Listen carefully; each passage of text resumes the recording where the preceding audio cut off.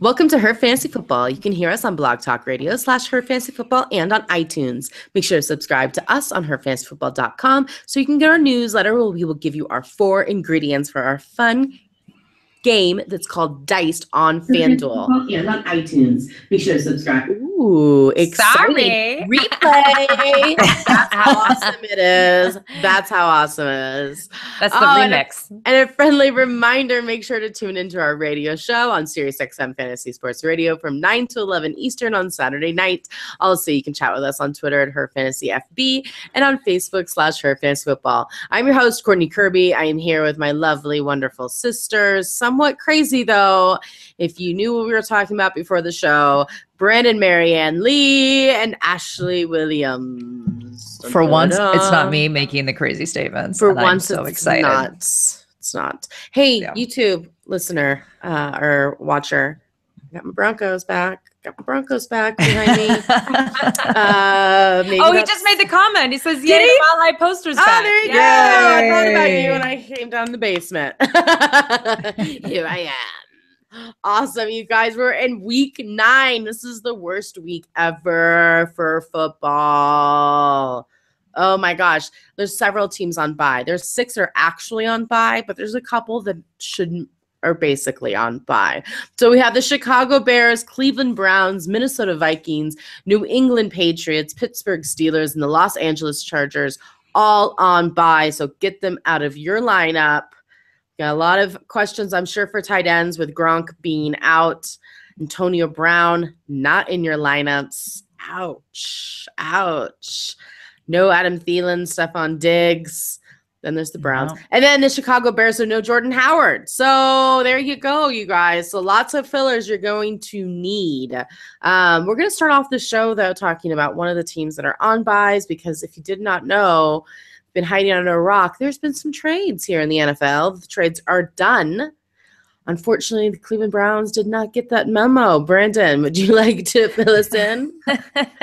There's some conflicting reports on this, but basically it sounds like the Bengals and the Bears and the Browns had decided that there was going to be a trade that would take place where A.J. McCarron was going to become a Cleveland Brown.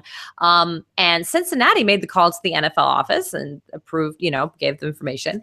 But the Browns missed the deadline. They just didn't call in time. And it didn't end up happening. And what kills me, though, is that now they're coming out and saying, there was a disconnect between the Browns front office and the coaching staff. Supposedly, the Cincinnati Enquirer said this, and that was the delay because they felt that the former offensive coordinator, Hugh Jackson, for A.J. McCarron was overvaluing him as compared to what the front office thought that he was. But see, the deal was already done, Browns. If you wanted to have a discussion, it happens before you already agreed on a trade with somebody. That's just how it works. I'm sorry. But you know what, you guys? This just proves yet again, the Browns are always going to brown. The Browns are always going to brown. Always going to brown. Yes. It's always going to happen. And here's the thing. Now, this is another middle finger to Deshaun Kaiser. Mm-hmm. And it didn't even come through. It didn't even happen. It's just a middle finger to Deshaun Kaiser again to say, we do not think you're the person. We do not respect you. We're going to continue dragging you out there, putting the nails in the coffin and finishing this up. It's unbelievable. Unreal. Unreal. Well, after that depressing news, we're going to go to, luckily, Thursday night is Game of the Week. Could be. This could be a good one. I'm excited to be AFC champs, Buffalo Bills at the New York Jets. So before this, Brandon was talking about how she thinks the Buffalo Bills could make it to the Super Bowl. I'm going to give you a couple minutes, Brandon. The Buffalo Bills and the Jacksonville Jaguars are going to be in the AFC Championship. I'm going to let Brandon speak to this, and then I will touch on the Bills because it's too good to not give Brandon the floor. And everybody on YouTube, you just start freaking out right now. I think the Jacksonville Jaguars and the Buffalo Bills defense are so legit. I think it's going to be very difficult for anyone to beat them. And I could see an AFC championship with the two of them. I am hoping you were right, Brandon, because it would be so glorious if that was who it came down so to. Awesome for the AFC championship. I don't think it's going to happen. but it'd be glorious. But I will say first in their division. They're legit Ds. They're legit Neither defenses. one of them are first in their division. No, they're both second in their division, but they're coming on strong. And I think that Kelvin Benjamin, well, go ahead. You do you, but I'm excited. There's still time. Yeah. Okay. Now, as we said, there's obviously big moves for the trade deadline. And one of the biggest moves was the Bills acquiring Kelvin Benjamin, wide receiver from Carolina Panthers, in exchange for a 2018 3rd and 7th round pick. I kind of thought they get a little more value out of that, but interesting. I don't know. It's not horrible compared to the Jai trade, but we'll get to that one later. But Kelvin Benjamin, as expected, he will be starting. He's going to be an X receiver and starting this week, so you will see immediate impact. He played in the X at Carolina. This is his natural role. This is good news. This means that Jordan Matthews will remain in his natural position, which is the slot. And if you recall, when we started this season, we basically said they've got a whole team of slot receivers, so they're going to have to push Zay Jones out. And they did. They pushed him out into the Z receiver, which is, being lined up on the strong side. And he did not do well. He's done terribly. So the good news is that this move is going to be good for Zay Jones. Not good enough for you to play him. We'll get to that later. But he's getting some of that much needed assistance on the strong side. So I think we're in a little bit better position. And I like this for Tyrod Taylor. I do. But LaShawn McCoy, I'm going to say he was my pick for our Sirius XM of my running back that I believed in. And he delivered. 27 times he rushed for 151 yards and a touchdown. Then he added 6 catches for 22 yards. He was on fire last week. He was so good. Second highest scoring running back of the week in standard leagues. He led the team in targets for the 2nd straight week in a row. Now, I don't think that's going to continue now that we have Benjamin, but that's how dire the receiver situation was here. So I can understand why they made this trade for Benjamin. Because again, nobody was really producing for them. He has been strong since their bye week, and he's a must start every week. I think he's going to do fine this week, but especially with 6 teams on bye, there's absolutely no scenario on this planet where you are benching LaShawn McCoy, period, regardless of the matchup. But you can feel good about it. He's going to be good. My sleepers is Jordan Matthews. He caught 3 or 4 targets for 21 yards. He needs to be targeted a lot more than 4 times. I would say only consider him if you are desperate. I do think that we could see an uptick from him now that he is not going to be the wide receiver 1 on this team. That has never been his strength. So I think this is actually going to benefit Jordan Matthews. But he's been really inconsistent. Now, at the end of the day, again, with 6 teams on bye, you're probably still going to have to play him, but temper your expectations is all I'm saying, because we're going to have to wait and see how this is going to play out with Kelvin Benjamin on the team. And I think even this week's going to be a little rough. I think we'll get a better estimate of it come next week. But again, with 6 teams on bye, it's, slim pickings. My bench, Tyrod Taylor, although he could be a streaming option. He did 20 of 27 passes for only 165 yards and a touchdown, but he did rush for a touchdown, which was great. I do think his yardage, I think he's always in that 160 to 225 yardage range. I think this will probably bump him more around 275, maybe on average a game. He's, rarely get into the 3s, but again, he is, a rush attack. So if you need to stream somebody, I think he is an option. Zay Jones, I don't want him in your lineup. Even though he's moving out to a different position, he has dropped balls that have literally been dead in his hands, center of his numbers. He is just not producing. You cannot put Zay Jones in your lineup at this point in time. Andre Holmes, wide receiver, was 3 for 4 for 51 and a touchdown. Don't fall into this trap. His 51 yards last week was more than he has had all season long in yardage. Yes, he has scored 3 times, but Benjamin changes everything. So this is not someone that you should be looking at. And then Charles Clay is not playing this week. So do not play any of his backup tight ends, but it's hopeful that he should be returning in the next week or so.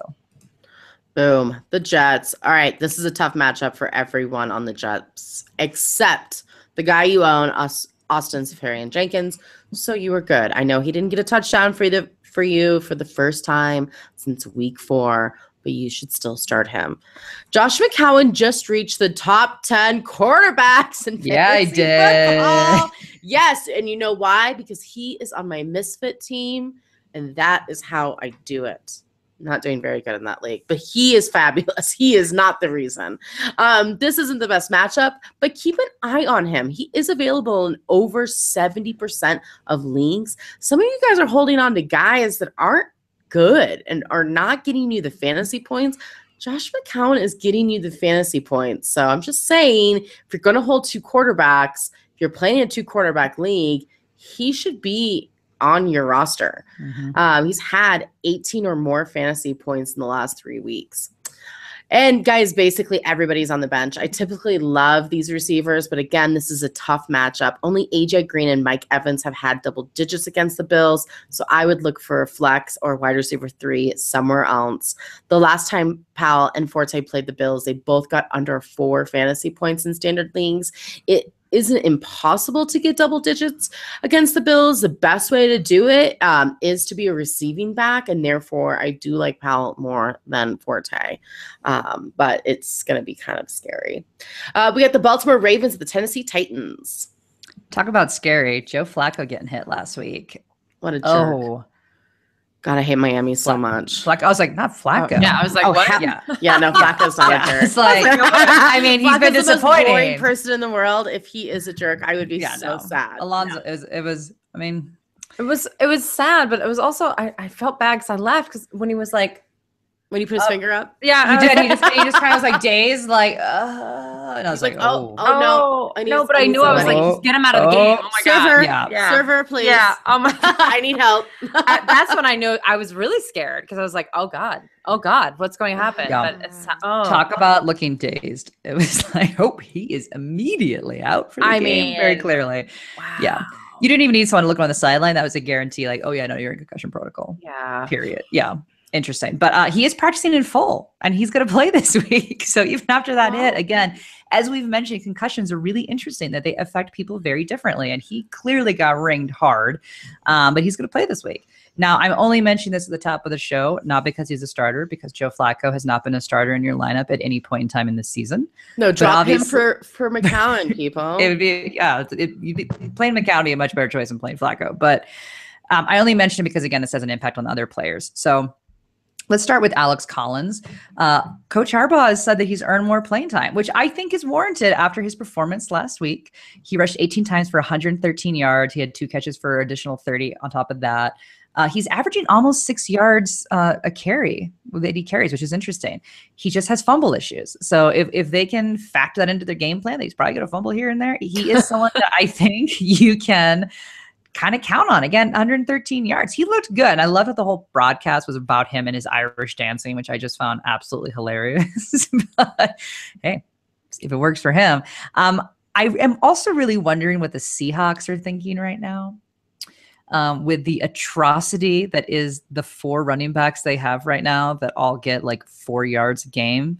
I think I'd take a fumble or 2 a game and get anywhere between 60 and 100 yards versus the 4 that they get. The coach has to be able to sleep at night too, and some coaches just can't handle fumbles. They just mentally cannot accept that as part of the game.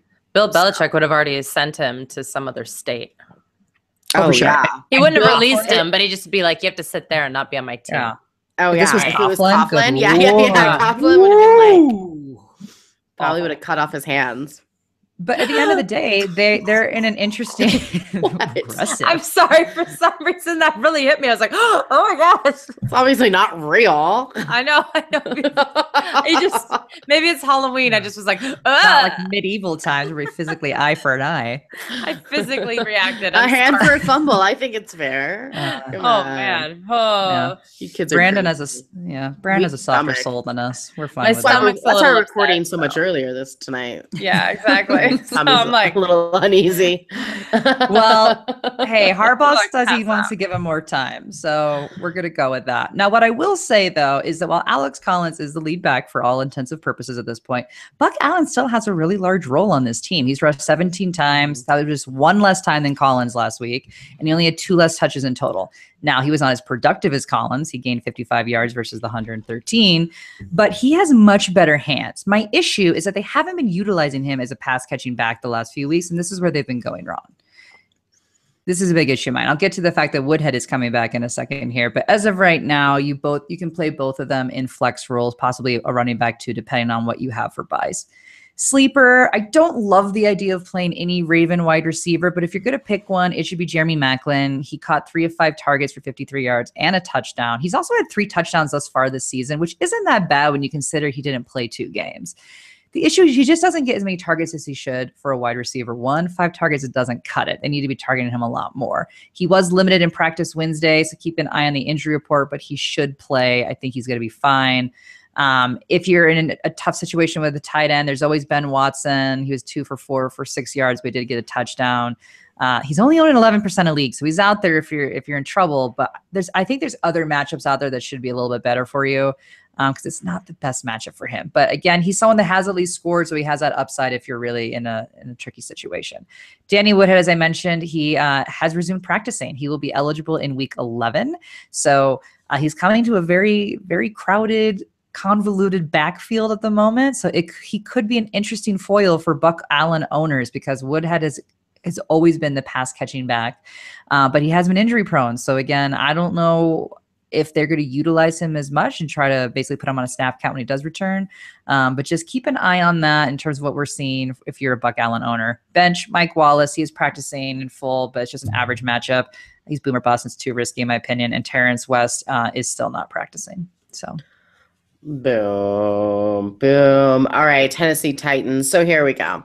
The Titans had a great game against the Colts in week 6, an awful game in week 7 against Cleveland. And then in week 8, they were on their bye. So here we are in week 9, and nothing is certain. Absolutely nothing is certain. This is a tough week with 6 teams on bye. I know there were rumors about DeMarco Murray being traded. Obviously, that didn't happen. Yeah, the Browns didn't get the paperwork in time. This is a great matchup. So I don't know if I could bench DeMarco Murray. I think they're worried about his injury, and I don't know if they're going to keep him limited. So I'm still playing him. I'm still playing Henry. You can score on Baltimore by running on them. So I think they're going to use both of these guys. So just keep an eye on Murray's injuries, though. He is listed as questionable. Delaney Walker has been super disappointing, and he is still dealing with an ankle injury after the bye. So the good news is he saw 10 targets the week before bye, and this is a great matchup. So I would still start him when he plays. And I don't love Marcus Mariota this week. The only quarterback with over 12 fantasy points against the Ravens was Blake Bortles, AFC champs. Yikes. It's not like Mariota has been good since his hamstring injury anyways, and because Mariota has been bad and the Ravens give up the second fewest fantasy points to both quarterbacks and wide receivers, I'm trying to stay away from these wide receivers as well. I do like Rashard Matthews more than Eric Decker, but if I can try to get away from both of them, I will. I think this is going to be a really weird game. Weird, spooky. Halloween week, kind of spooky, like medieval torture, like cutting people's hands off. Yeah, God, medieval torture jokes. You got me going crazy. You're so nuts. Oh, come on. All right, we got the Tampa Bay Buccaneers, the New Orleans Saints, those Bucks. Everyone was awful last week. Everyone so bad. So Doug Martin did near projections with 75 yards, and he's been getting you 8.6 fantasy points in standard leagues. So that's not too off. I would still start him this week as well. You're still starting Evans. This isn't the easiest matchup, but Marvin Jones and Golden Tate had 15 points against them in week 6. So if he can do it against the Saints, so can Evans. I can't get my head around the fact that the Saints defense is decent this year. It's really weird not ranking them 26th or 32nd every week. It was such an automatic. It's kind of like Deshaun Kaiser. It's like insert here, Saints last. Not anymore. This is a tougher matchup for Cameron Brate, but the Saints haven't really faced a good tight end since week 2 when Gronkowski shredded them for 116 yards and a touchdown. I'm not saying Brate is Gronkowski, but Brate's a lot better than everybody else that they've come up against. Do 75 and a touchdown. Yeah, well, he could do 25 and a touchdown, and that's probably more fantasy points than any other tight end is going to get you this week.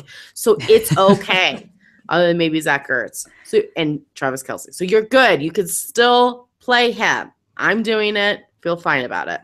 Jameis Winston is questionable with that shoulder injury. He looks like he should have not been playing last week with throwing just over 200 yards, 0 touchdowns, and 2 interceptions. I mean, this is a doable matchup, but the Saints can cause turnovers, and that is exactly what Winston's problem is right now, especially with this injury. They're not even sure if he's going to play. He's questionable, so I'm finding another quarterback to start this week and just going with him. feel good, and move on. All right, the Saints. So Coach Payton said he's sure that Mark Ingram will bounce back from the 2 fumbled game that he had last week against the Bears. It was not pretty. You saw some interesting exchanges between Payton and Ingram. Got a little heated. But Ingram is still the guy, and he did get 75 yards off 18 rushes and a touchdown and 24 extra yards in the air. Week 8 is just apparently a really bad week for Ingram because last year he was benched. I think you remember this. He was benched when he had fumble issues in week 8. But the good news is he came back. Peyton put him back in, and he got 171 yards and 2 scores the following week in week 9. I can't guarantee that's going to happen this week. But I do think that Peyton's going to go back to him. Ingram is clearly their lead back. They've been running very heavy with him. And now we just know that week 8 is just a really bad week for Mark Ingram. Period. One of our YouTube listeners just said, cut Ingram's hands off. You guys, this medieval punishment. That's what I'm saying. That's what I'm saying. It's not right. Done. No. Maybe we'd like I'm thinking like Game of Thrones style. Like Eric oh my Ebron God. is next on the list. Oh, We should just make a line. Oh no, like a. Did you see the kid that went as Eric Ebron and he had bricks for hands? And he wore an Ebron jersey. And like it was like a video of like his parents like throwing the football and he just like clapped the brick on the football. I can't believe you didn't send that to me with my credit for Eric Ebron. I know. It was pretty good. That's amazing. Yeah. Mm-hmm. Anyway, Ingram will do fine. He's going to do fine. I don't think he'll do 171, but I think he'll be right back at his 100-yard rushing games that he was doing previous to this.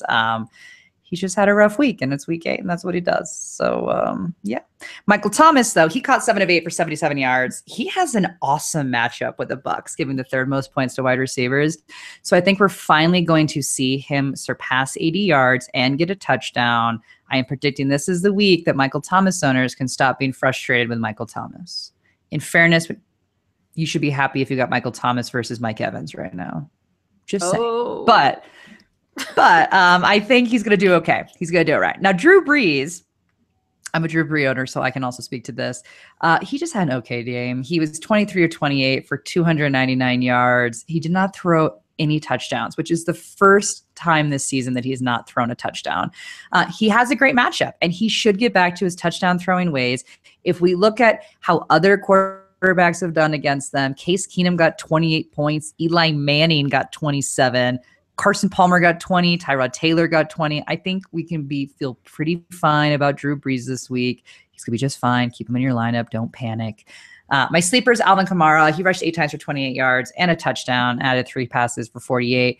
He is a starter in PPR leagues, regardless, period. And he's a great flex in standard leagues. He is, especially with these bye weeks, he's someone that has to be in your lineup. He's great. And even with Snead coming back, Ted Ginn Jr. has maintained wide receiver 2 status on this team. Now, he's not being targeted a lot. He's only targeted 4 times, and he only caught 2 of them, but it's for 68 yards. But he is a guy that can be in your flex.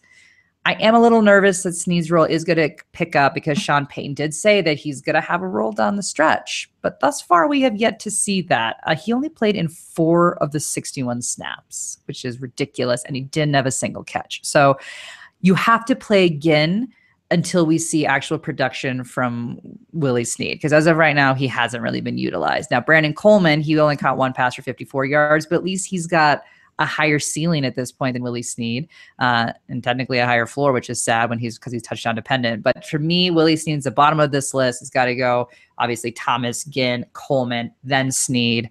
And Kobe Fleener, absolutely not. He's averaging 1 catch per 3 games. He's a permanent bench. I'm at the point that I may not even talk about him anymore. Bye. Yeah, bye, Colby. Mike Evans is way better than Michael Thomas, and I just want you to take back what you said. It was not even true. He had 1 down game. It still was 6 fantasy points in standard league, so you just need to chill.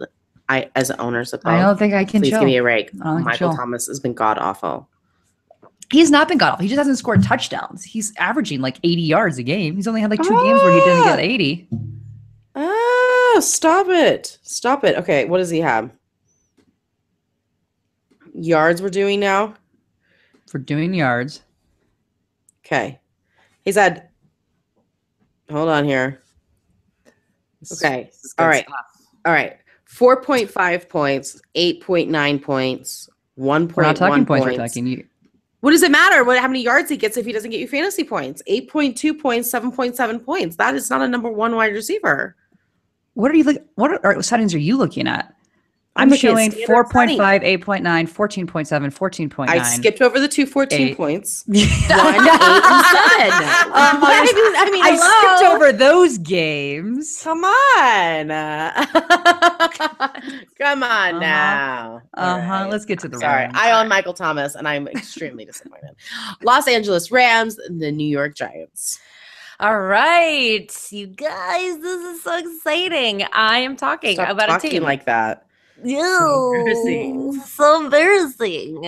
Gosh, we got a sassy little sister down today. Mike Evans, 4 games with double-digit points. All right. Anyway, the Rams. Todd Gurley is a must start. Shocker. I will say, though, that he has had 88 or more rushing yards in all but 2 of his games played, and he only had 1 bad game, and that was against Seattle when he fumbled into the end zone, and that is still the stupidest rule that they have in the NFL. That shouldn't be then an automatic turnover. Sorry, dumb. Anyway, Jared Goff is the perfect streamer this year, you guys. Whenever he's playing against a team that gives up a lot of points to opposing quarterbacks, he scores 18 or more fantasy points. This includes Dallas, Arizona, San Francisco. If he goes up against tough defenses like the Jaguars or Seattle, single digits. Well, guess what, everybody? The Giants give up the 6th most fantasy points to opposing quarterbacks, so you can stream him this week. If you're someone who has Jameis Winston and you're worried about him, or you got someone on bye or what have you, Jared Goff is a fantastic streamer for this week. Again, I don't care if he's always good as long as I know when he's going to be good. That is what Jared Goff is. And you can start Greg Zuerlein, of course, Legatron, and the Rams defense because they're playing against Eli Manning. Sleepers, the Giants have allowed 8 touchdowns in 7 games to opposing tight ends. That's right. More touchdowns than games to tight ends. So it's going to be Tyler Higbee or Gerald Everett. Probably Higbee because of the volume, but they could get Everett involved after the bye. But if you're playing DFS and you want to take a dart throw, or if you're in a super deep league, I just want to mention this is the best matchup ever for them. And the Giants suspended Janoris Jenkins. I cannot believe this. Their cornerback. Indefinitely. That's the crazy part to me. Indefinitely, because he did not come back in time for the Monday practice after the bye. And this comes 2 weeks after they had suspended Dominique Rodgers-Cromartie, another cornerback. That one was because he left a meeting in a huff, and maybe there was some sort of altercation. It's a little bit hazy. So here's the deal. Without Janoris Jenkins there, this could be a Sammy Watkins game, actually. And I think that's intriguing. Now, Sammy Watkins has been, speaking of disappointments, Mike Evans and Michael Thomas have nothing on Sammy Watkins. This is Sammy true. Watkins. We're fighting over, we're fighting over, green or red and yellow cherry tomatoes. They're still cherry tomatoes. Yeah. I mean, come on. This guy is, somewhere else. But maybe with Janoris Jenkins out, this is intriguing. I'm going to say this as well. Robert Woods has quietly had 5 catches in each of his last 3 games, 5 or more catches in 4 of his last 5 games. He still hasn't scored a touchdown, but if you need a Band-Aid this week, he's got a very high floor, especially in PPR leagues. And then it's Cooper Kupp who actually scored the touchdown and had the big game before the bye. He is the leading scorer for this team at the wide receiver position. If he gets in the end zone, he's great. If he doesn't, he gets you 3 points. I don't know what your life is like, but the Giants, defense, again, it's questionable. So there you go. And then in terms of the Giants, because I get to cover both of these teams. And by the way, my irrational love for the Rams has worked out this year. They're really irrationally interesting. How about your irrational love for McAdoo? Oh, I do love McAdoo. Don't. So the only cut off his hands. McAdoo's hand. Cut off the stash or whatever. I'd say, the hair probably. Yeah, we got a lot to work on there. But the only good matchup for the Giants is actually for the running backs. I still think it's going to be Orleans Darkwa. This is a slightly controversial opinion here. They were a little bit more of a committee. Actually, Wayne Gollum had more snaps last week. But listen, this guy actually did really great against the Chargers and the Broncos. He stunk it up against the Seattle Seahawks, but we could say that about a lot of people. So I think that he's going to be able to do a little bit of a bounce back here. I feel fine about it. And this is actually the Rams give up the second most fantasy points to opposing running backs in standard scoring. So it's a good matchup. Even Evan Engram has back-to-back great games. Before the bye, he had 5 catches for 82 yards and a touchdown in week 6 against the Chargers, 6 catches for 60 yards and a touchdown against Seattle. The Rams give up the 6th fewest fantasy points opposing tight ends, but there's no one else there really. So they just have to throw it to him. So he's being targeted like 10, 12 times a game. He's only catching 5 or 6, but hey, it's Eli Manning. That's pretty good. It's actually pretty good, that ratio. So we'll take it. I have him ranked number 3 on tight ends, you guys. I know that sounds crazy, but 6 teams are on bye. A lot of bad matchups. It's pretty nuts. Sterling Shepard is questionable with that sprained ankle that he suffered in week 5. He's coming off a bye. He is participating in practice. If he comes back, he's interesting. I don't like him in this particular matchup because the Rams give up the 7th fewest fantasy points to opposing wide receivers. But moving forward in good matchups, I think he's going to be an interesting streamer type. So he's on a lot of people's waiver wire right now. I think he's an intriguing ad. When you look around the league, there are a lot of issues. So, why not add one more and get Sterling Shepard on your roster? Bench, obviously, Eli Manning. He scored 20 or more fantasy points in week 3 at Philadelphia and week 4 at Tampa Bay. Other than that, he hasn't gone over 13 fantasy points at all. Rams give up the 8th fewest points to quarterbacks. So no kicker or defense in a possible blowout. All right, Ashley, I need you to answer all of my questions and needs for the Denver Broncos. I don't own any of them, thank God. But how depressing. Denver Broncos are the Philadelphia Eagles. Have the mighty fallen. I only have one starter on this team, and the rest are borderline benches. Broncos, and I feel so bad that this is the year that you get to cover them. They're so awful. So bad. It's so frustrating. Well, let me say, I feel like I'm covered all the teams other than the Niners that had major changes in this week. But in the case of the Broncos, they announced that the Broncos will be going with Brock Osweiler in week 9 against the Eagles as their starting quarterback. This is not surprising news as Trevor Siemian has been struggling mightily the past few weeks. I know he's injured. I feel like this is one of those things we'll hear like last year where he played through a major injury. But at the end of the day, he's not getting it done. So I understand it. Last week was the last straw when he completed just 19 of 36 passes for 198 yards, 1 touchdown, and 3 horrible interceptions. Like crazy interceptions. Like, what were you thinking? It wasn't even close. It wasn't even close to being a complete pass. But you're not starting Brock. Again, I only mention it at the top as it naturally will affect everyone else that you were playing on this team. And as I mentioned, I really only have one starter on this team this week. And even him, I don't feel great about. And so with the news of the quarterback change, CJ Anderson, I think they're going to have to lean on him. He rushed 15 times for 78 yards, which is a step in the right direction last week compared to the weeks prior where he was in 8 and 9 touches. Give this guy the rock 20 times, please. Just give him the football. I feel better that it was 15, but again, they need to get back up to where they're giving him 20 touches. I don't know. Let's hire the Rock. I feel like Brock may kind of gunsling it a little bit this week, and I don't love that. Oh, gross! That made my heart hurt. Yeah. Oh, are you trying to? No, you're supposed to give me good answers. Brock has a lot. Brock's got a lot to prove. I mean, he came to when he came, people were not happy about him coming back. I think the team is supporting him, but they're also really good friends with Trevor Siemian. So I think this is going to create an interesting dynamic in the locker room.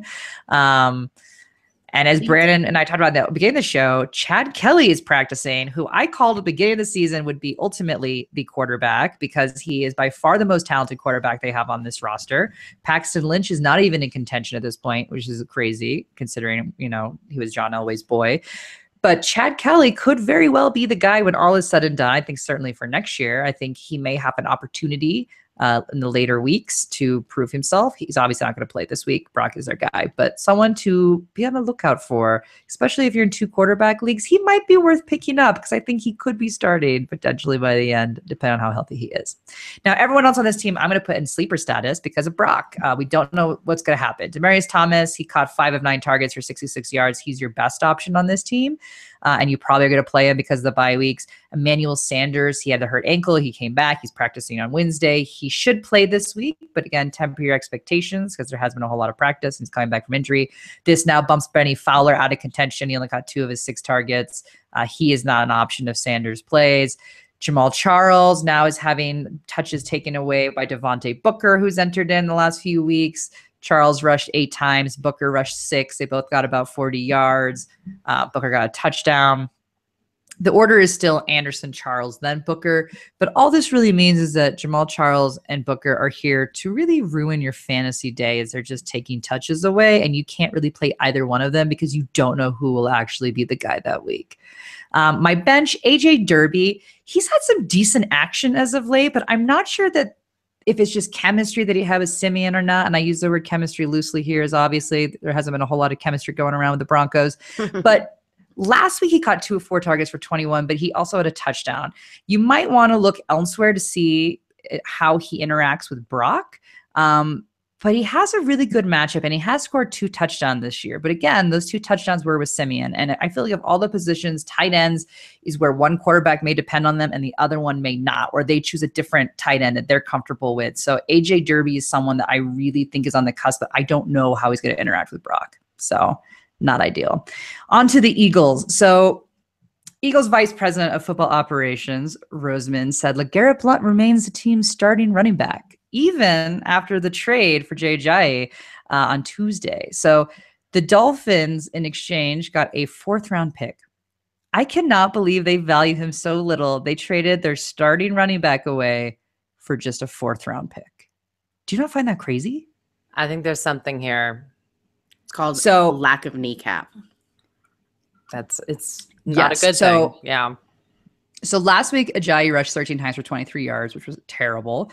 Adam Gase has expressed his frustration with Ajayi for quite a few weeks now. And there is talk that they think his knees are hurt. They don't believe in his knee. As Courtney's talked about for years now, the man doesn't have a kneecap.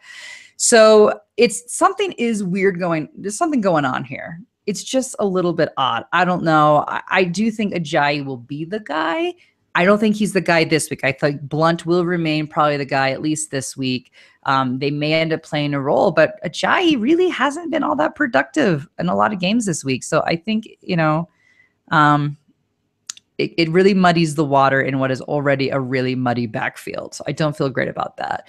Zach Ertz, I do feel good about. He, 34 yards and a touchdown week in, week out. That's what Ertz does. He is a must start. Carson Wentz is also a must start. Yes, it wasn't the best week last week, but we knew we had weather. It was 18 for 32 for 211 yards, but he still had 2 touchdowns, 1 interception, and he was still the 8th highest scoring quarterback in standard leagues. So it was just a bad week with bad weather in a lot of games. I expect similar numbers against Denver. I'd say between 15 and 20 points. I'm leaning more on the 20-point range just because I think the Broncos are just beat down at this point. So I think you can still start Carson Wentz. Alshon Jeffrey is deceptive. I have him in my sleeper role. He had 62 yards and a touchdown, which you'd say, hey, that was a good week. But he only caught 2 of his 8 targets. Yeah. That's not really all that productive. It really isn't. So I don't know how you trust that when you only catch 2 of your 8 targets as the lead receiver on the team. He had a good week. This is one of the weeks where people are Alshon Jeffrey believers. They have this week and they get all excited. They're like, told you about Jeffrey, I told you. And then he kind of busts the next week. This is generally what happens. And he's in the no-fly zone. So I don't love him this week. If you have to play him, I get it. But I don't know. You're not going to get the week like you had last week, in my opinion. Nelson Aguilar, he's also a sleeper. He caught all 3 of his targets, the exact opposite, but it was only for 26 yards. He is still a good flex option. Although if you find another option this week, I think that would be good because, again, no-fly zone, tough secondary. It's not my favorite. Legarrette Blount, as we talked about, I do think he will be the guy this week. I think we've got a lot that we're going to have to learn. But what I will say is this team likes a committee, and they always have. So you really don't know. Blount could still be the goal line back, even with Ajayi in. He could still have value. I just don't know. So really, he's got to be relegated to a flex in a week with obviously a lot of teams out, and you just kind of have to watch, but it's not looking great. And bench is Wendell Smallwood. He just hasn't been productive, and now the backfield is even more crowded. Nice. All right. The Atlanta Falcons, the Carolina Panthers. Mm-hmm. The Atlanta Falcons, it's like you watch them and you know that they're capable of so much more. And so I keep not telling you to necessarily sit them and not necessarily play them. So I don't know what to tell you. And I apologize, but I don't know if they know what to tell you either, like as an organization. It's really, really scary. The Panthers give up the 6th fewest points to opposing quarterback, and Matt Ryan has 0 games of 18 or more fantasy points on the season in standard scoring. What? But 6 teams are on bye, so maybe you just need 15 to 18 points.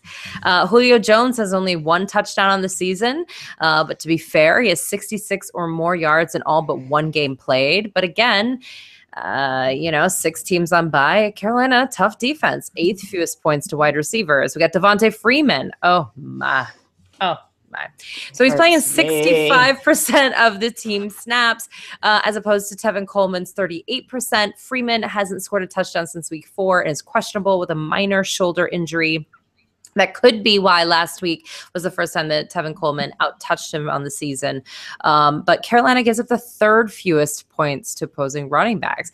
Now, really, Mohamed Sanu is kind of the fantasy MVP out of everyone on this team because you didn't even need to draft him. You just picked him up whenever, got him off waivers. Last week, he caught 6 of his 7 targets for 74 yards and a touchdown. He's just a steady option with 4 or more catches in every game played, except for the one where he was injured, like in the middle of the game. So, Steve Sarkisian, the OC, just can't seem to get much out of this group, but it's very bizarre. You can start Matt Bryant again. It seems like he's okay. Remember, he hurt his back. He had 2 bad games. Now he seems to be back, and he completed 100% of his kicks last week, so that's good.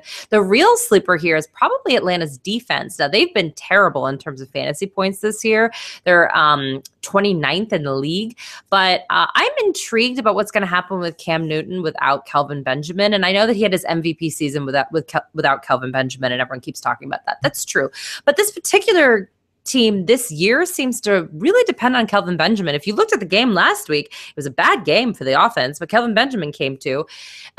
Christian McCaffrey keeps, being involved, but it doesn't really move the chains as much as they need it to. They need something. I don't know. It's intriguing to me. And I'm not even going to talk about Taylor Gabriel, you guys. He had 1 catch for -3 yards last week. Why do we keep...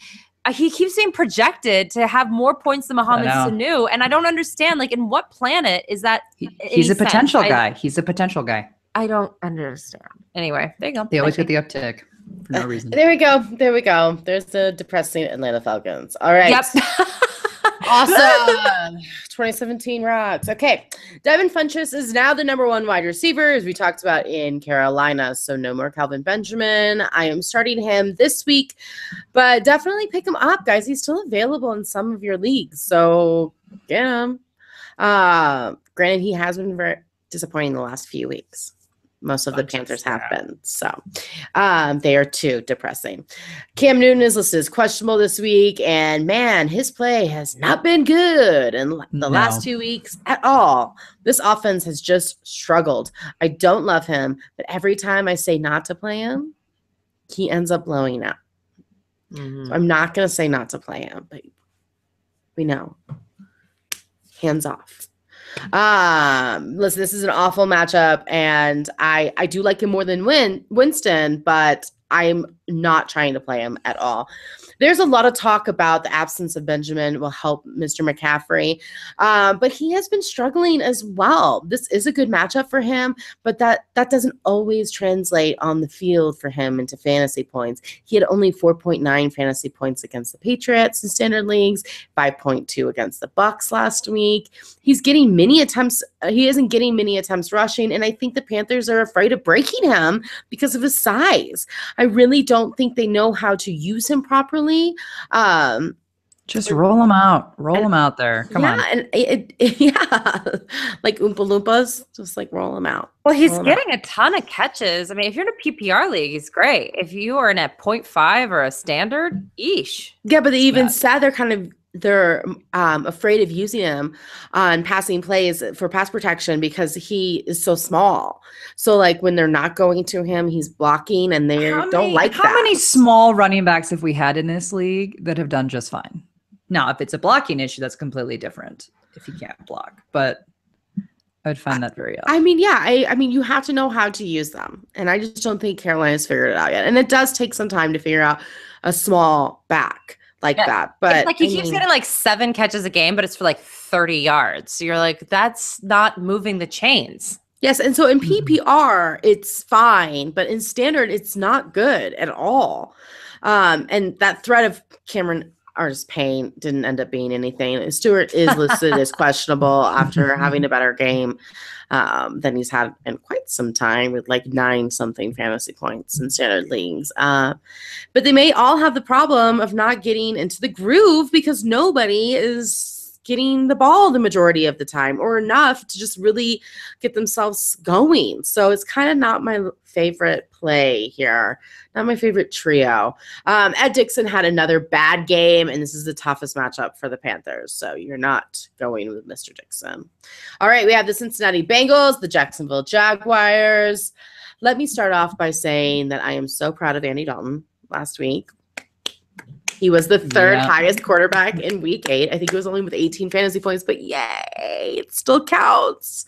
I did not think he was going to do that. I thought he was going to be a bust. So I'm happily okay with him doing much better than what I had expected. Joe Mixon, on the other hand, didn't even have 9 fantasy points in standard leagues. Oh, this is so shocking. Yes.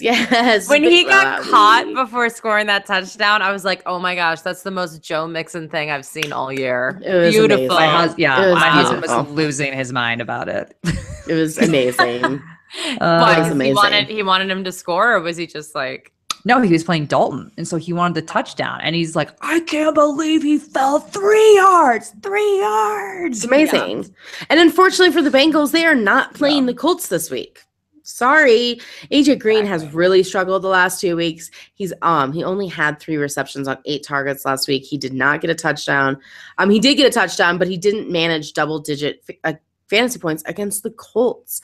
And if you can't do it against the Colts, it's not going to be easy for them to get it against the Jacksonville Jaguars, Brandon's AFC champs, that give up the absolute fewest fantasy points to wide receivers. I mean, it's scary to bench AJ Green on a week where there's 6 teams on bye, but you better not be relying on him for major fantasy points in standard leagues because I don't think they're going to be there. So sorry. I'm okay with Mixon as your flex this week. It is the best matchup, but really there's nobody else that I would ever start against Jacksonville Jaguars. You have to move on. Ashley. That's why they're the champs. So you're starting the Jacksonville defense. I think we can start with that. They could have a field day with this, quite honestly, because this team is prone to turnover. So this could be fun. You're also starting Leonard Fournette. He was inactive for week 7, and then he had the bye week last week. He has been practicing in full. He should play. He's a must start if he's playing. Obviously, he's fantastic. Sleepers. Marquise Lee caught 4 of 6 passes for 72 yards in week 7, and he did not practice this Wednesday. Now, he didn't practice Wednesday or Thursday in week 7 before he did play, and he ended up playing. So one would sit there and say, well, they're probably just resting him. But I am a bit concerned that he is not practicing after a bye week. I don't love that. And D.D. Westbrook returns this week, so this could hurt Lee. I don't love it. I don't love it. I think you got better options. Now, Allen Hurns caught 5 of 8 passes for 101 yards on 8 targets, so he was Bortles' guy when Bortles had a decent showing in week 7. But again, it's been really all over the board. You don't know if Hurns is going to do it again. And with DD being in the fold, we're not sure who will be the most affected. Is it going to be Hurns who's the most affected? Is it going to be Lee who's the most affected? For the most part, Lee has been Bortles' guy, despite the fact that Lee drops a lot of passes. Hurns has been a little bit more consistent. So I'm curious with the fact that Hurns was more the guy last week, if this is the tide that we're seeing turn here. But I don't know. I guess if you're desperate, you can play them in a flex role or a wide receiver 3, but I would like to think you've got better options. And I don't think you generally want to rely on someone with Blake Bortles as their quarterback in your lineup. Probably not. So if you're desperate, again, I don't love the fact that Lee didn't play after the bye week, so I maybe would lean Hurns out of the 2 of them. Bench, Chris Ivery. He rushed 70 times for 47 yards and a touchdown while Fournette was sidelined. And TJ Yeldon had 9 carries for 122 yards and a touchdown. Yeldon came out and played. Coach Marone said he's considering getting TJ Yeldon active on game days after a really nice performance in week 7. But this makes absolutely no sense, Coach. 0 sense. You've got Leonard Fournette. So are you going to take touches away from Leonard Fournette to give to TJ Yeldon? I don't think so. I do not think so. At least Chris Ivery is a bit more of a pass catching back. I just know. I don't. This doesn't make any sense to me. I don't think you're going to see a whole lot of TJ Yeldon. Mercedes Lewis caught 2 or 3 passes for 29 yards and a touchdown. He has an average matchup, but he's 100% touchdown dependent, and he's only scored in 2 games this year. One of those games, he had 3 touchdowns, and then he had 1 touchdown last week. So I wouldn't be too optimistic about this. I think there's probably some better options out there for you, but again, do you really want to rely on someone that has Blake Bortles as their quarterback? Probably not. No. All right, we got the Indianapolis Colts at the Houston Texans. Here's the problem, Ashley. You don't want to depend on Blake Bortles as a quarterback. What about Brett Hundley? What about Jacoby Brissett? Brock. I mean, unfortunately, we have to rule out half the NFL at this point. But I'd rather play Thomas and Sanders. I'd rather play Jordy Nelson still. I'd rather play all those guys over them. And granted, there's a wide receivers compared to the tight end, but he just hasn't been utilized enough. I mean, I'm just saying we're in hell. And I want to start with our weekly update. We are in hell. That is true. We are in hell. Andrew Luck is ruled out for week 9. I'm sorry, every week. You do it just for fun. I do. And he's still not practicing. And supposedly he's feeling pain, and he's going to get a second opinion as to why. It's concerning. Could have done that a few months ago. Well, he apparently had a setback. This is all bad. So, yeah, I don't understand. But you know what? We're just going to move on with our lives. I've got a pain, and it's in my... It's in my tushy. It's in my tushy. Yeah, it is. And it's called Andrew Luck. Yeah, Yes. It's fine. Jack Doyle is Brissett's favorite target, though. So I think we need to decide that, like, this is life now and just move forward.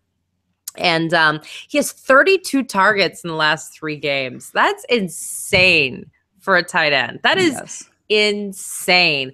Now, he has scored a touchdown in 2 of those 3 performances as well. And last week, he went for 121 receiving yards. Now, when you watch, you're like, I don't think Jack Doyle's necessarily a very good tight end. It doesn't matter, okay? The production is there. Let it go. Let it go. I had to let it go. You have to let it go, too. So speaking of which, though, Brandon, he's only owned in 79% of Yahoo leagues. He is out there in some leagues. In 20%, 21%. Wow. Go get him. Guys, live in the now. Live in the now. Stop having Martellus Bennett on your bench. All right. Houston gives up the 6th most fantasy points to tight ends. So this is the only must start for sure. Houston gives up the 4th most points to quarterbacks, but it's Jacoby Brissett. Now, I think he may get between 15 and 17 points. That's going to be my projection. So maybe you do need that. I don't know. I think he's going to do that in an attempt to keep up with Watson and company. 6 teams on bye, whatever. Sorry for those of you with T.Y. Hilton, you guys. We were lied to about Andrew Luck, obviously, in the preseason. And now Hilton has scored 5 or fewer points in standard scoring in all but 2 weeks this season. Oh, it's so bad.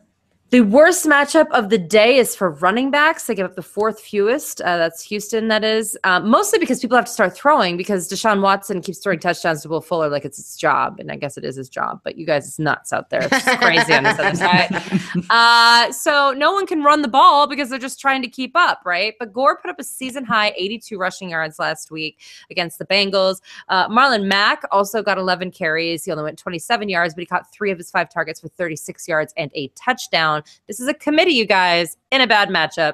Ew. Bench, kicker, and defense. Possibility for a blowout. Nice. Houston Texans. Congrats. You owned a Texan week 9. You're facing the worst defense in the league. Yay.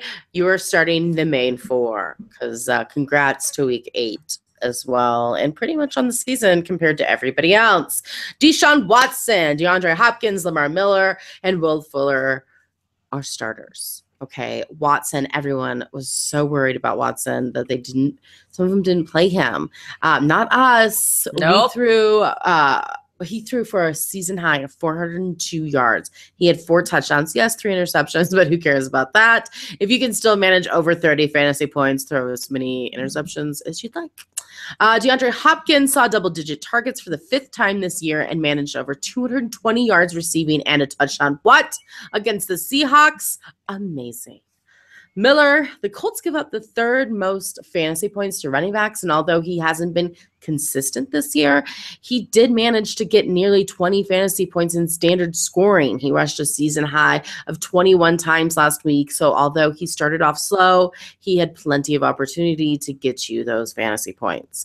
And for Mr. Fuller, 125 yards and 2 touchdowns, because that is what he does. He gets touchdowns. In fact, he's had 7 touchdowns in the 4 games that he has played. How could you bench any of these guys? They're all starters. And with that said, they still lost the game, which is crazy. There is really no one else on this team. So I guess if you really need to throw it at a tight end, maybe Ryan Griffin because of the matchup, but he's listed as questionable. Only saw 2 targets last week. It's not a good thing, but just because of the matchup, if you're super like a deep league and you're super desperate, then maybe. But it's not. Start that Houston defense. Well, and then obviously the Houston defense. Mm-hmm. And Fairbairn's a decent kicker too. Yes. I'm all over this team. I ranked kicker I did not go into details about kickers and defenses this week. I know I should have, but I didn't. Oh no, I'm just doing a Houston dance in general. I'm gonna bring them all up. They are. Yes, it's gonna be ugly. It's gonna be super. I just want all. I mean, when we say all, we mean all. Is all I'm saying. All. Yeah. All right, guys. You have the Arizona Cardinals, the San Francisco 49ers. This could also be a super ugly game. But not because one team's blowing a team out, because it's just going to be that pathetic of a game. Game of the week. Oh, this game. Drew Stanton, baby. Yeah. Baller. Let's start with the news. So Bruce Arians expects David Johnson to miss the remainder of the 2017 season. So I don't know about anybody else. I know David Johnson. I was holding out hope. I feel like I Google David Johnson every single week to see if there's any updated news, and not for research purposes, but for my own team purpose of being like, please come back. Because there was talk he would come back in November. Doesn't sound good. Leadership doesn't believe he's going to come back. Coach now doesn't think he's going to come back. Even David Johnson himself admitted he doesn't know when he'll be able to return to football action. It is time. It is time to get rid of him. Cardinals placed quarterback Carson Palmer on IR with a broken left arm. He is hopeful that he can return with a left arm in 4 to 6 weeks. I don't know how positive that is. Aaron said the team will stick with Drew Stanton. This is not a shock. Arian sticks with his guys. He's not going to go get a different quarterback. Stanton will be the one to play. He did enter the second quarter after Palmer was hurt, and it was not great. He completed 5 of 14 for 62 yards, no touchdowns, and 1 interception. I do think he'll be slightly better than that because he's going to get to practice with the ones, but it's not going to be a whole lot better than that. So I have basically downgraded everybody on this team into a sleeper category. Larry Fitzgerald, he caught 3 of his targets for 29 yards, but he was not even targeted in the second half when Stanton was in. This is concerning to me. This should change, obviously, when they're able to practice, and he should lean on Fitzgerald as a vet on this team. So I'm going to put him as a flex wide receiver 3 option, but do not have high expectations. Again, he didn't even target Larry Fitzgerald, so that is concerning. AP. He AP'd us, guys. He had a monster week in week 6. He rushed 11 times for 120. And then this week he rushed 11 times for 21 yards in week 7. It was terrible. He was off last week with a bye, and he has a matchup this week. A great matchup this week. So let's hope something closer to week 6 production. The Cardinals should run the ball a lot with Stanton behind center, but weirder things have happened this year. Hello, Trevor Siemian, and 30-some passes. Ridiculous. Hello, so I don't know. You never know, but they should rely on AP. So we are hoping for week 6 numbers. Bench, JJ Nelson, John Brown, no They were dicey with Palmer. They're even more dicey now that Stanton's in there. Andre Ellington, he was limited at practice on Wednesday. He could be an interesting play if it's Stanton, just for the dump-offs, because he's got much better hands than AP. But I still think it's way too risky. But keep your eye on him, because I do think he's someone that does still have a role on this team, especially because AP pooped the bed 2 weeks ago before the bye. I just don't know if this is the week because he's limited. But keep your eye on him. 49ers. All right. They made a trade. Congratulations. They have Jimmy Garoppolo. Here's the deal. He's definitely not playing before week 12. Now Shanahan just came out and said that he may not play at all this year. Doesn't matter. No, it doesn't. Okay. It doesn't. We're still talking about the 49ers here. They're a team in progress. And it's just I'm going to say it. I don't think Garoppolo's going to do well. I don't know if anybody can do well in the 49ers after they screwed over Alex Smith. I feel like maybe it's just karma. The Patriots are such a system team. Matt Castle looked fantastic when he was there.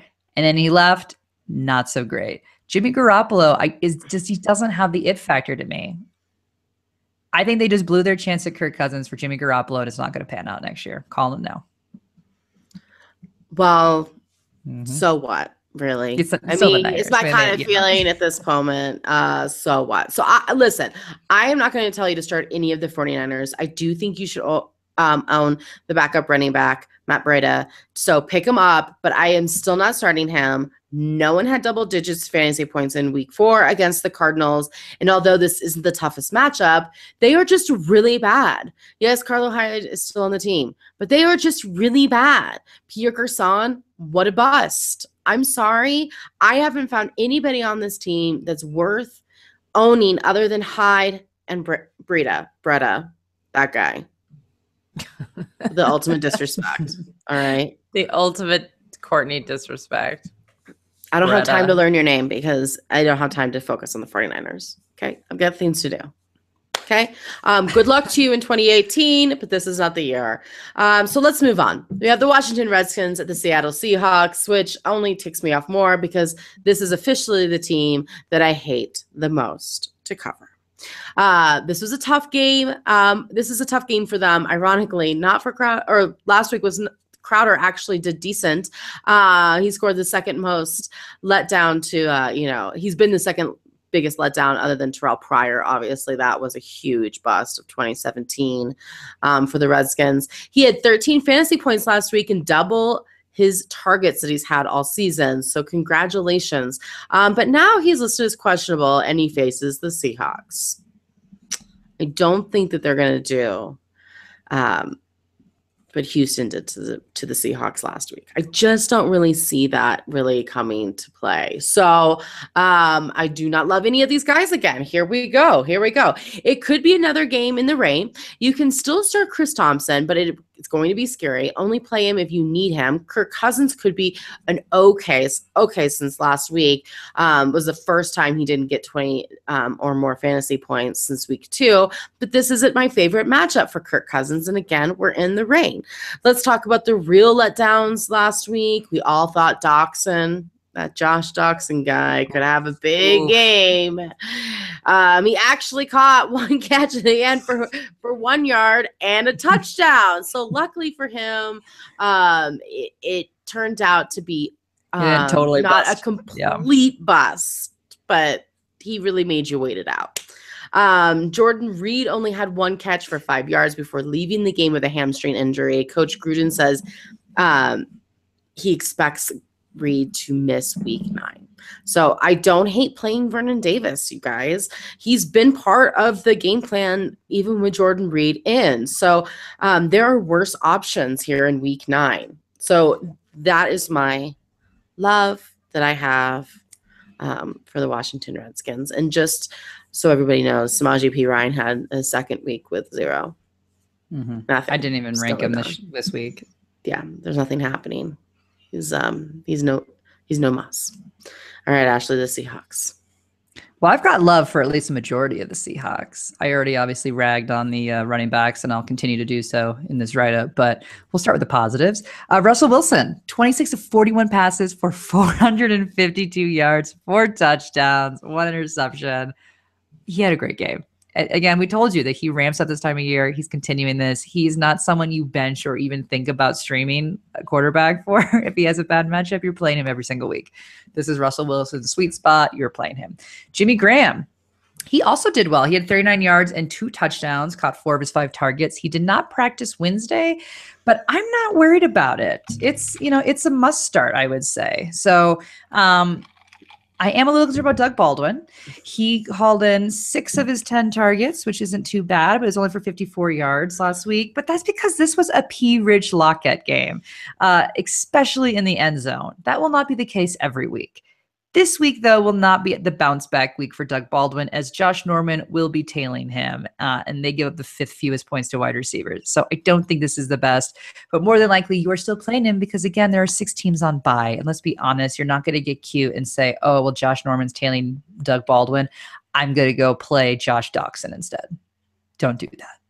Do not do that. Sleepers, Tyler Lockett. He was 6 of 8 for 121 yards. This was by far his best game of the season. We knew it was going to be a nice matchup. We told you that both him and P. Rich were streaming options. But this week will not be the case. Flex only. And what did I tell you about P. Rich? Boom or bust, but I said he's consistent and he gets touchdowns. He was so good. He caught 6 of 7 for 105 yards and 2 touchdowns. He was awesome. Again, not easy matchups, temper your expectations, but still a decent flex option. Bench, you are benching every single running back on this team. And if you could bench more people that are running back, I would like you to. But unfortunately, we can only bench CJ Prosise, JD McKissick, Eddie Lacy, and Thomas Rawls. CJ Prosise did return to practice in a limited fashion. You're not playing him. JD McKissick, he's not been productive at all. Interesting enough, the offensive coordinator confirmed that Eddie Lacy will start Sunday against the Redskins and that they'll see how it goes. Carroll said that he expects to see a lot of Eddie, quote. I'm not really sure where this confidence is coming from. Oh, no, is his weight back up? As Eddie Lacy rushed 6 times for 0 yards. 0 yards.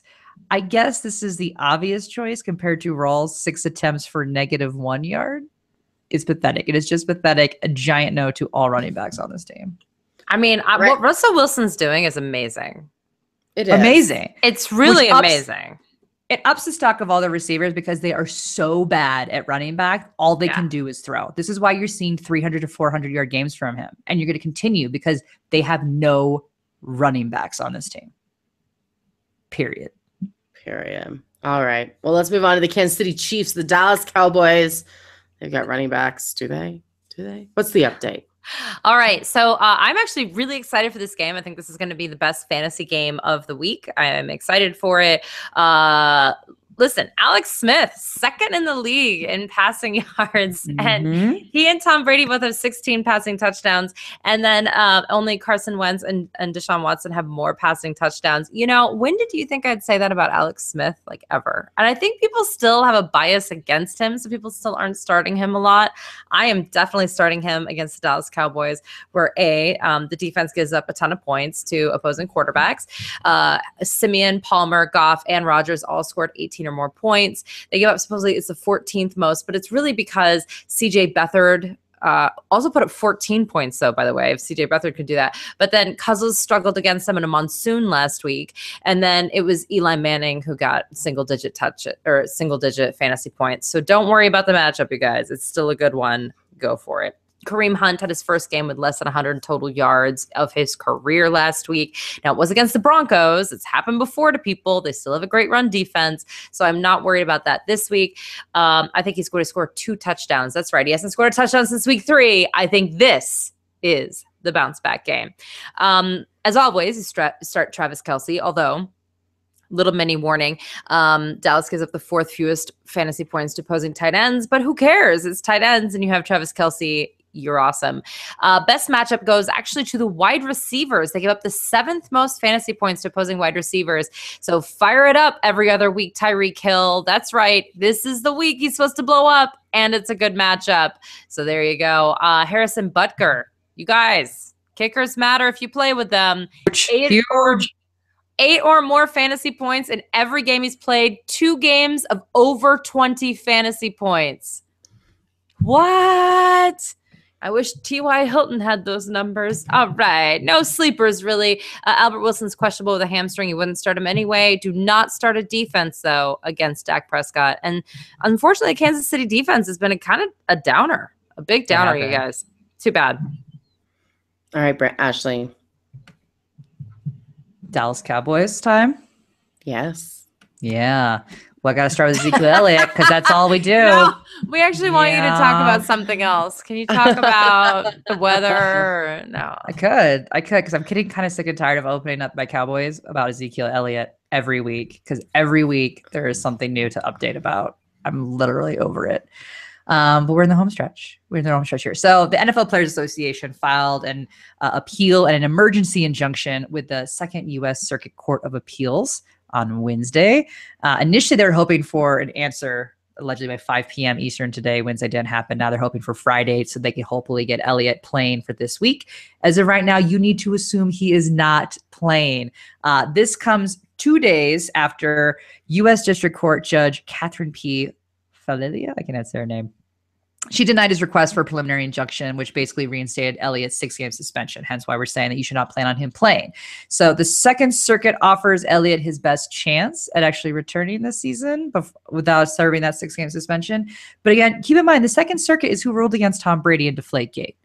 And if Tom Brady can't get this with Deflategate, I'm not sure you've got a chance, Ezekiel Elliott. So if you are an owner, you should assume that Ezekiel Elliott is suspended for the 6 games. End of story. So where does that leave us? Cowboys owner Jerry Jones, because we apparently need to get all of our news from Jerry Jones, said that Alfred Morris will be the number 1 running back with Zeke out. So he did say, though, that both McFadden and Rod Smith will have roles. So thanks for clarifying nothing, Jerry. Thank you. Really appreciate it. I will say I do think Morris is the guy, but I would not be surprised if they flip the switch on you and it's McFadden. So as we've been saying all season, you've basically having to be rostering all 3 of them at this point in time. Dak Prescott, he had a bad week. He will bounce back, guys. He completed 14 of 22 passes for only 143 yards and no touchdowns, but no interceptions. But this was an Ezekiel Elliott game. It was literally all Elliott. That will not be the case moving forward. So Dez Bryant is a must start. He was 4 of 6 for 39 yards last week. He is limited in practice with a new injury, but the Cowboys don't seem concerned about it, so I'm not going to be concerned about it either. You're not benching Dez, period. And again, with Elliott being out, this is good news for Dez. My bench, Cole Beasley, he has a concussion. He's not practicing. Terrence Williams, he only was targeted 3 times for 36 yards, but I do think his role could increase with no Elliott. He does have a nice matchup, so if you need a flyer, I'm okay if you want to take a flyer on him or Butler. Jason Witten, he caught 3 of 5 targets for 31 yards. His role could also increase, but he only has an average matchup this week. The wide receivers certainly have the better matchups. I think they're going to benefit more than Jason Witten would with Elliott being out. Thank you, Ashley. All right, we got the Oakland Raiders, the Miami Dolphins, the Raiders. Oh, it's my favorite. It really is my favorite. Amari Cooper came out in week 7 and got you 33 fantasy points. Mm-hmm. You were like, yes or no. He was on my bench. Whatever. Everybody put him in week 8. Well, he got you 5.2 fantasy points in standard leagues. Boom. Boom. Not good, you guys. Now, we're talking about there possibly could be in weather, which is not the best thing. They might not be, but they might also be. They're playing against the Dolphins, who are actually not bad on defense. I do not love this matchup. Marshawn Lynch is back after being suspended for inappropriateness. So he is back. So that's sad for owners that picked up, Jalen Richard. Or DeAndre Washington, who got you the fantasy points last week. Also, this is a bad matchup. This is not an easy thing for them to do. I think, let's see here, Alex Collins did well against them, But other than that, it wasn't until week 4 when Alvin Kamara did well against them. And then Melvin Gordon in week 1. So I don't love this matchup for Marshawn Lynch. Now, I say that he had a week off. He's an old man. Maybe this is actually beneficial for him. Probably not. Of course, you know where I'm going to go with when it comes to wide receivers is Crabtree for me every time. I don't know why this is an issue. It's 2017, people. We have to wake up and realize that that's what's happening. Jeremy Maclin got double digits. It's usually the number 1 wide receiver who does it. Eric Decker, on the other hand, is the one that did get the most. So I guess it's possible that Crabtree could, but Amari Cooper could, but it's not my jam. Derek Carr, man, what a disappointment. Yeah. Just completely inconsistent. You know, our family's a really competitive league. We're like almost all tied up every week. I mean, it's super tough. And Derek Carr's available in our league. And you gotta be like, well, yeah, week 3, 5.2 points, week 4, 9.7, week 5 out, week 6, 6.8. He had a big game in week 7, like Cooper. And then last week he had 12.5 fantasy points. That is not going to cut it. When you have more interceptions than touchdowns, that's not going to win you the game. It's just clearly he's not feeling right. It's just really, really sad. I'm kind of disappointed. I had high hopes for Derek Carr. I knew this was going to be a tough schedule for them, but man, ouch. Really the most productive person compared to other people in their position is Jared Cook.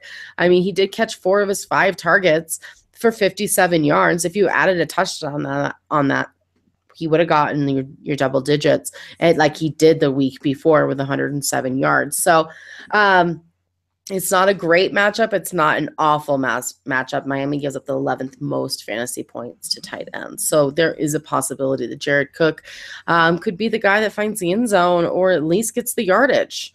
And he does have a really great reception completion percentage. So there is that. All right. How about the Dolphins, Ashley? The Dolphins. Well, in really exciting news, Jay Cutler is practicing in full. Oh, thank God. I know. You've been wondering. So Mm-hmm. he's going to play this. He's going to play this week. You, on the other hand, are not playing him, but I shouldn't have to tell you that. This team is just, their offense is anemic. It's just terrible. But I needed to say at the top of the show or top of this topic to set the tone for the rest of these guys.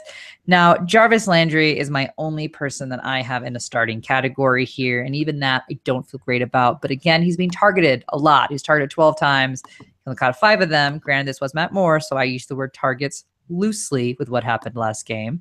But he had 33 yards. Now, Cutler is coming back, and that is good news for Landry. This is good. That is good news for him. He doesn't have that potential trade looming over his head. There was talk around the trade deadline that they were going to get rid of Landry. Clearly that didn't happen, so all is good there. It's not a great matchup. It's also not a bad matchup. It's just very middle of the pack in terms of points allowed. So I think he should be okay.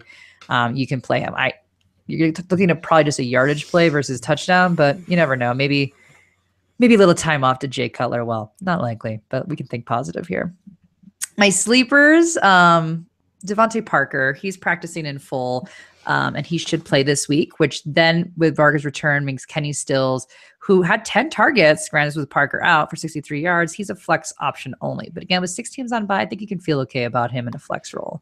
I do want to mention that Dolphins coach Adam Gase, he called out his entire team for not studying their assignments. And it was a really interesting rant that he had because he really hasn't taken any blame for the woes of the Dolphins.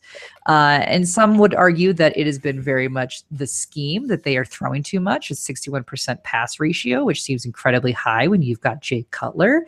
But I guess one could also argue with all of his frustrations with Jay Ajayi, who hasn't been producing, that we may, not be fully in the know of potentially the knee issues, that may be why they were relying on that. So I'll be intrigued to see how the ratio may shift now that Ajayi is gone. So I will say that with Ajayi being traded to the Eagles, Kenyon Drake and Damian Williams are the Dolphins' top 2 running backs. Apparently, Drake is being considered the number 2 back earlier this month, so that would slide him into the lead role. But Williams played more snaps this season, so it's going to be interesting to see how this all plays out. They do have a good matchup this week, but I think it's way too dicey to put 2 guys in when Jay couldn't even produce. And again, it is such a heavy pass offense right now. I think it's too risky for you to really play either of them. But if you want to grab one and stash it, I would go with Drake right now. But don't play them this week. A lot of fantasy analysts were telling people to spend all their fab money on Kenyon Drake. That scares me. That's way too scary for me because, again, there's such a heavy pass offense right now. And a Miami offensive player? Ooh. Yeah, at all. Spicy. Yeah, exactly. I mean, Drake's the one to choose out of all of them in theory. But cut off his hands! I mean, I'm not trying to judge other people's analysis, but I was like, wow. Like, whoa. But I guess in a year we have so many running back issues. I mean, you at least have a guy that you're like, all right, well, fresh meat right now. Why not? It's bad out there. It's bad out there. We're gonna learn a lot about this offense, whether it was really truly Ajayi or what's going on. I love Adam Gase like throwing fits on the sideline. He did this last year too, though. Coughlin. I think him trading away Ajayi with the spark he wants for his team. I think he's kind of like a shock jock kind of. He wanted to shock them into a little bit of fear of, hey, I have no problem getting rid of people. Do your job. And it worked out fairly well last year, but at some point in time, this does come down to coaching too. So one of our listeners right now on YouTube just said, do you think it's a good idea that I dropped Devontae Parker for Paul Richardson? I think we'd all agree. Yeah. Because one's in a good offense and one isn't. Because regardless of matchups at this point in time, Seattle has no running backs. So they are going to be throwing over and over and over and over again with at least a decent quarterback.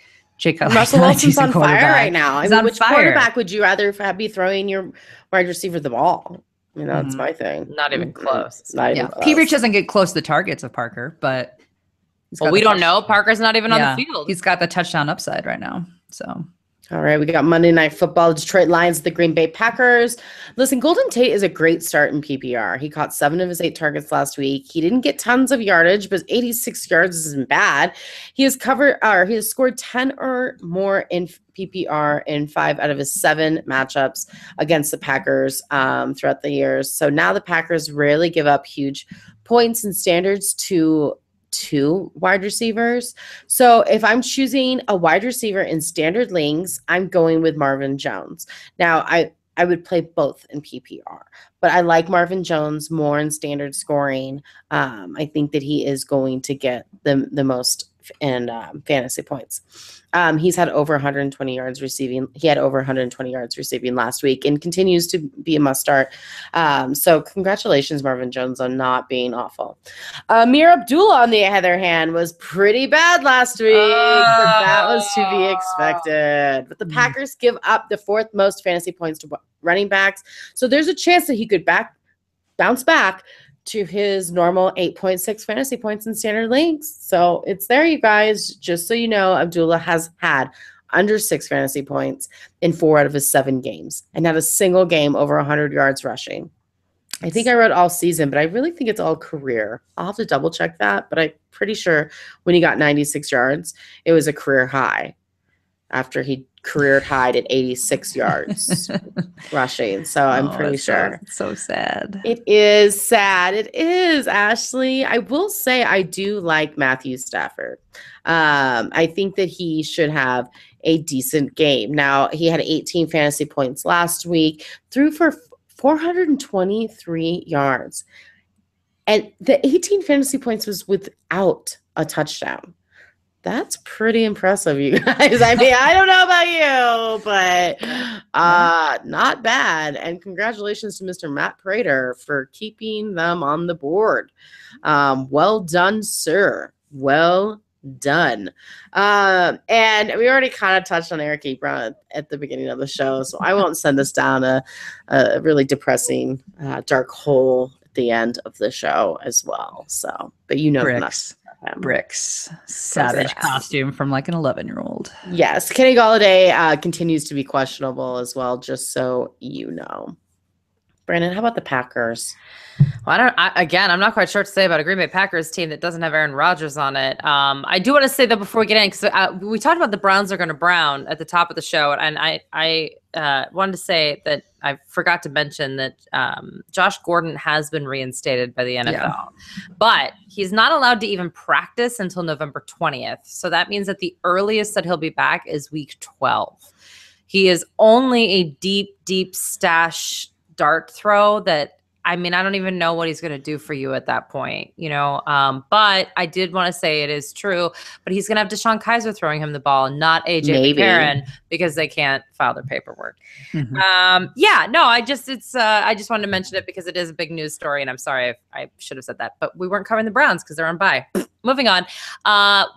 However, the Green Bay Packers kind of feel like the Browns to me. Oh my gosh, I'm sorry. Right now, without Aaron Rodgers, I mean, they did have a bye. Hopefully, they got something together. And hopefully, what they decided to do is that they're going to continue running the ball with Aaron Jones. However, of course, we're talking about Ty Montgomery all the time. I am a little bit nervous here, but I'm going to tell you to definitely start Aaron Jones and pretty much no one else. Why? Because last week, Jordy Nelson caught one of his 4 targets. Again, targets are loose because we're talking about Brett Hundley here in the rain against the Saints. The Saints love to force turnovers and have been decent. He caught one of his 4 targets for 13 yards. Devontae Adams caught 2 of his 5 targets for 12 yards. And Randall Cobb caught 2 of his 4 targets for 15 yards. Martellus Bennett caught 2 of his 3 targets for 17 yards. By the way, all of those are in teens, everyone. And Martellus Bennett announced on Instagram stories that he is going to retire at the end of the season. So in case we didn't already catch that drift from this season, but he did say that he's going to pour himself into these next few games to really give it his all. So but I'm not going there. I'm not starting anyone here. He's been wonderful for football. Retirement would be great. Absolutely. Good for you. But I do think this is interesting because that means he's at the end. So you just can't, we've been telling you not to have him anyway, but maybe you haven't been listening. So just FYI, I don't know how I can tell you to start anyone on this team, but I feel like if you have Jordy Nelson on your bench, you might cry. I'm torn. Bad analysis, but that's how it is. I like it. You know what it is? It's 2017. It's week 9. We got 6 teams on bye. It's getting scary out there. You guys, again, get them out of your lineup. Chicago Bears, Cleveland Browns, Minnesota Vikings, New England Patriots, Pittsburgh Steelers, and the Los Angeles Chargers. Again, sign up for our mailing list, you guys. You can be part of a really fun FanDuel game. It's free. It's called Diced. You get 4 ingredients to set your lineups. It's super fun. Last week we had play 2 Bengals, Bears, or Lions. Oh my. It's fun stuff like that. You can only play a quarterback in the AFC West, or it's fun stuff. So make sure you sign up on herfantasyfootball.com. You can also listen to us again this week on SiriusXM Fantasy Sports Radio from 9 to 11 Eastern on Saturday night. So last time before you hunker down to set your lineup the next morning. You can also tweet us at herfantasyfb. We'll be there to answer your questions. Have fun watching the Bills and the Jets tomorrow night, you guys. Until next time, no more faking it.